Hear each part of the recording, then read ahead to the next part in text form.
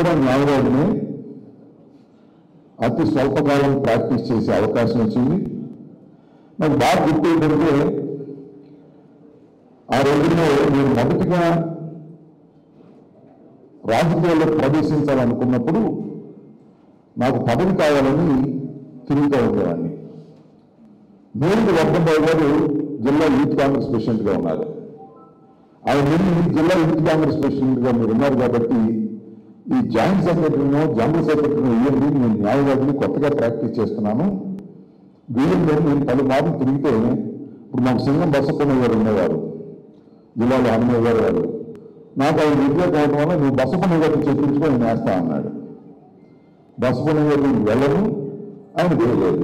ఏ పదవి గారు స్టేట్మెంట్స్ ఇవ్వడానికంటే దుర్గా హర్నాథ్ గారు మన చిలకూరు పార్టీలో అడ్వకేట్, ఆయన రాష్ట్ర కాంగ్రెస్ పార్టీ లీగల్ సెల్ అధ్యక్షుడిగా ఉన్నాడు. ఆయన ఉన్నాడు, ప్రకటించున్నారు. కాంగ్రెస్ లో వేరే ఉంటుంది కదా, ఆయన దగ్గర కూడా స్కూటర్ తీసుకెళ్ళి ఆయన లెటర్ ప్యాడ్ తయారు చేసి జిల్లా కాంగ్రెస్ లీగల్ సెల్ అధ్యక్షుడిగా యువ న్యాయవాది అంబటి నియామకం అని ఒక ఆర్డర్ తీసుకొచ్చి అన్ని పేపర్లకు ఇచ్చి పొద్దున్నే చిన్నగా పడితే అది చూసి ఆనందపడి రాజకీయాల్లోకి ప్రవేశించినటువంటి వ్యక్తిని నేను. అదృష్టం కలిసి వచ్చింది.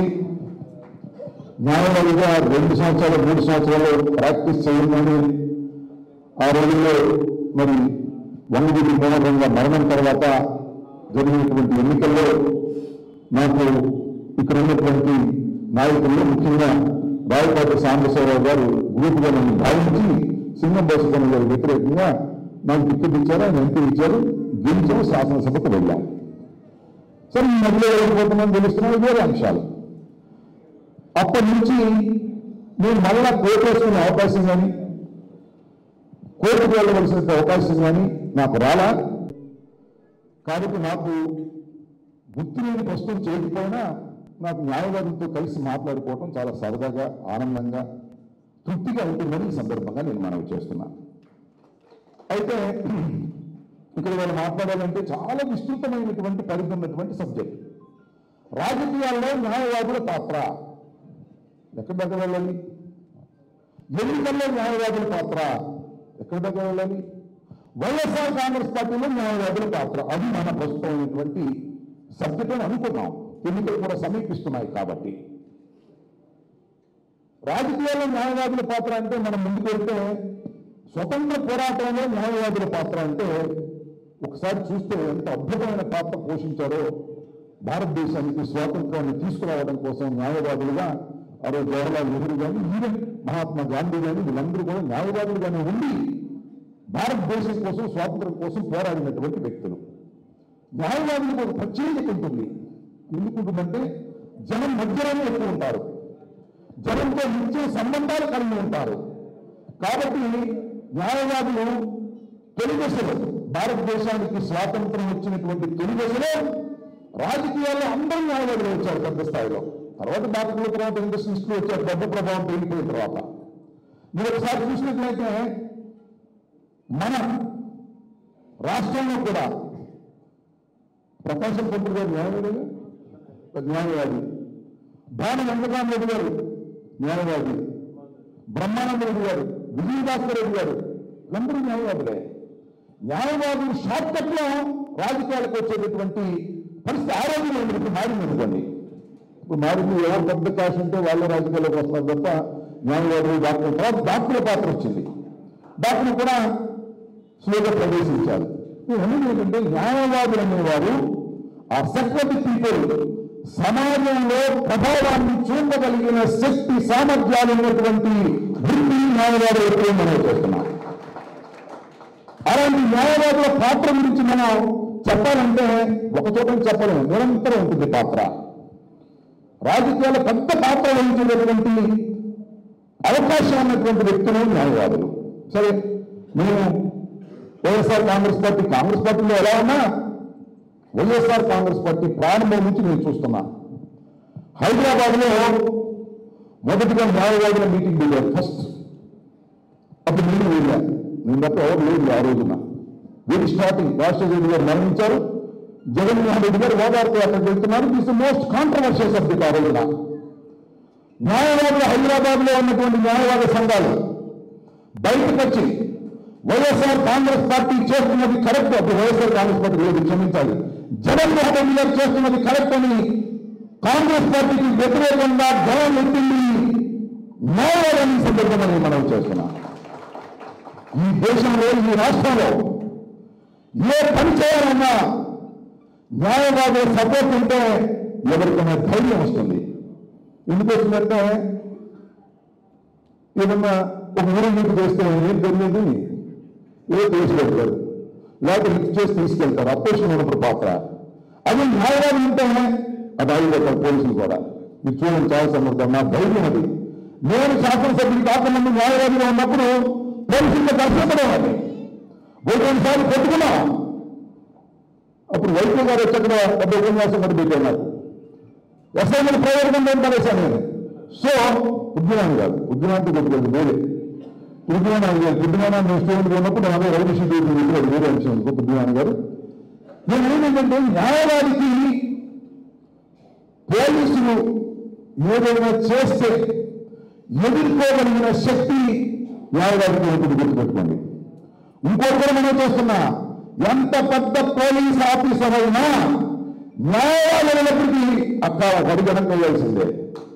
అది పరిస్థితి నేను కళ్ళారా చూసినటువంటి సందర్భాలను కూడా మనం చేస్తున్నా. ధైర్యంగా ఎవరైతే న్యాయ వ్యవస్థలో పోరాడగలుగుతారో వారే ముందుకు వెళ్ళగలుగుతారు. ముఖ్యంగా మర్షల్ కోర్సులో సరే హైకోర్టు సుప్రీంకోర్టు అంటే అది పెద్ద వ్యవహారం అనుకోండి, దాని సంగతి నేను మాట్లాడదలుచుకోలేదు.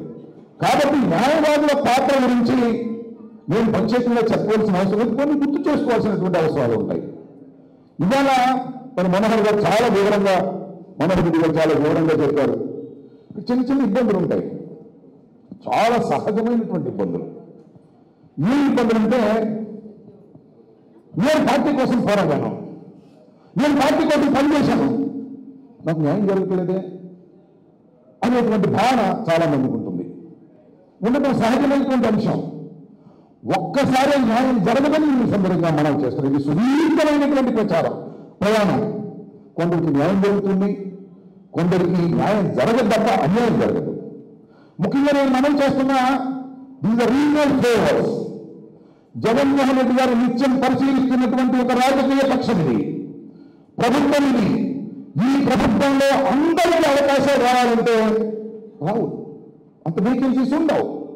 100 మంది ఎక్స్పెక్ట్ చేస్తుంటే 10 మందికి వస్తుంది, 90 మందికి అన్యాయం జరిగిందా కాదు. వెయిట్ చేస్తే ఓర్పుగా ఉంటే ఖచ్చితంగా వాళ్ళకు కూడా అవకాశం వస్తుందనే విషయాన్ని దయచేసి మీరు మర్చిపోవద్దని మనం చేస్తున్నా. ఎమ్మెల్యే అయిపోయాను, నాకు మంత్రి రాలేదు అని నేను అనుకుంటే సాధ్యపడుతుందా? అందరికీ ఇస్తారా? వెయిట్ చేస్తే కదా మళ్ళీ నాకు వచ్చింది. ఉదాహరణ నన్నే చూసుకోండి. నేను మొట్టమొదటి గెలిచాను సత్తెనపల్లిలో, మినిస్టర్ కాలేకపోయాను. నాకు అన్యాయం జరిగింది అంటే పార్టీకి ఎంత ప్రమాదం. ఓర్పులో ఉంటే సమయం వచ్చినప్పుడు జగన్మోహన్ రెడ్డి గారు ఎక్కడితో రిజిస్ట్ చేస్తారు. అలా మీరు కూడా ఆ మైండ్ సెట్తో క్రమశిక్షణగా ముందుకు వెళ్ళవలసిన అవసరం ఉంటుందని అనుభవంతో చెప్తున్నటువంటి అంశమని మీ అందరికీ కూడా మనం చేస్తున్నాం. జగన్మోహన్ రెడ్డి గారు ఒకటే చెప్పారు, విశ్వాసం పొందండి, న్యాయం మీకు దొరకకపోతే నన్ను అడగండి. పార్టీలో నేనున్నాను, నువ్వున్నావా, మరొకరున్నారు. ఈ పార్టీలో విశ్వాసంగా నేను పనిచేస్తాను అని నిలబడడం కాదు, లీడర్ భావించాలి. ఎస్, మా అంబటి రాంబాబు విశ్వాసంగా పనిచేస్తున్నాడనే భావన లీడర్ కలిగినప్పుడు అంబటి రాంబాబు అక్కడుండా కూడా వచ్చి వడ్డిస్తారని కూడా ఈ సందర్భంగా నేను మనవి చేస్తున్నాను. ముందు వస్తువులు ఉండాల్సిన అవసరం లేదు.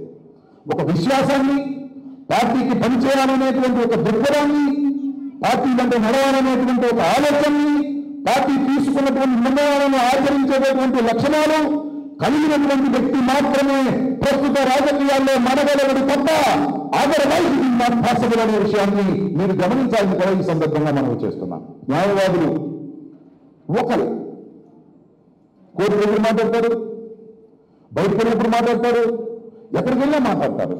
కోర్టు సభ గారు మాట్లాడబోతూ ఉండి నేను మీకు సెలవు తీసుకుంటాను. ఈ అవకాశం కల్పించేటువంటి రాష్ట్ర లీగల్ సెల్ అధ్యక్షుడు మనోహర్ రెడ్డి గారికి, అలాగే గుంటూరు జిల్లా లీగల్ సెల్ అధ్యక్షులు భగవాన్ గారికి, మరి బ్రహ్మారెడ్డి గారు వీళ్ళందరూ మాకు చిరకాల మిత్రులు. వెంకటరెడ్డి ఉందా, వెంకటరెడ్డి ఒక మాట చెప్పారు, నా దగ్గరికి ఎవరైనా లెటర్ వస్తే నేను ఏది చెప్తా, గుంటూరులో బాబు లెటర్ అని అంటారు, మంత్రి కదా, ఎవరికి ఇస్తున్నా నాకు అర్థం కాదు. ఆయన అప్పటి నుంచి ఉన్నాడో ఇప్పుడు నాకేం తెలియదుగా, వెంకటరెడ్డిని అడగని, వెంకటరెడ్డి ఏం చేస్తానని చెప్తా. మన మా ఊరి నుంచి కూడా మా బగ్గి వచ్చి, సార్ జిల్లా కోర్టులో ఒక లెటర్ ఇమ్మన్నారు సార్, ఇవ్వనన్నా. మన వాళ్ళని అడగండి, అసలు జిల్లా కోర్టులో మనం ఎవరు లెటర్ ఇస్తున్నామో తెలియదు కదా, వాళ్ళు మన పార్టీనో కాదు, ఎందుకు వచ్చింది గొడవ అని ఏదైనా మా నియోజకవర్గం వరకు నేను చూస్తాను తప్ప ప్రతి జిల్లా కోర్టులో ఉన్నటువంటి అంశాలను ఇక్కడ న్యాయవాదులతో, ముఖ్యంగా వెంకటరెడ్డితో సంప్రదించుకోకుండా నేను ఇప్పుడు లెటర్ ఇచ్చి వివాదాలకు తావు కల్పించడానికి కూడా నేను చెప్పాను. అదే పద్ధతిలో నేను నడిచానని కూడా మనం చేస్తున్నాను. ఏదో నాకు బాగా సంబంధించిన వారి పర్వాలేదు కాదు, ఎవరు పార్టీకి బాగా పనిచేశారు, ఎవరు కోర్టులో పర్ఫామ్ చేయగలరు, బాగా పార్టీకి పనిచేస్తాడు ఒక ఆయన, కోర్టుకి వెళ్ళడు, ఆయన ఏం చెప్తారు, ఇస్తే మేము దెబ్బతింటాం. బాగా పనిచేయాలి, న్యాయవాద వృత్తులు నైపుణ్యం కలిగి ఉండాలి. ఈ రెండు కలిస్తే తప్ప మనం రీచ్ కాలేమనేటువంటి నమ్మకం నాకు. ఆ నమ్మకం ప్రకారం నాకున్న నమ్మకాలతో నేను ముందుకు వెళ్ళాలని మనవి చేస్తూ ఈ అవకాశం కల్పించిన మీ అందరికీ నా హృదయపూర్వక ధన్యవాదాలు తెలియజేసుకుంటూ మీ దగ్గర సెలవు తీసుకున్నాను. జై హింద్, జై జగన్. మరిన్ని వీడియోస్ కోసం ఛానల్ ని సబ్స్క్రైబ్ చేయండి, లేటెస్ట్ అప్డేట్స్ కోసం వాట్సాప్ ఛానల్ ని ఫాలో చేయండి అండ్ లింక్ డిస్క్రిప్షన్ లో ఉంది.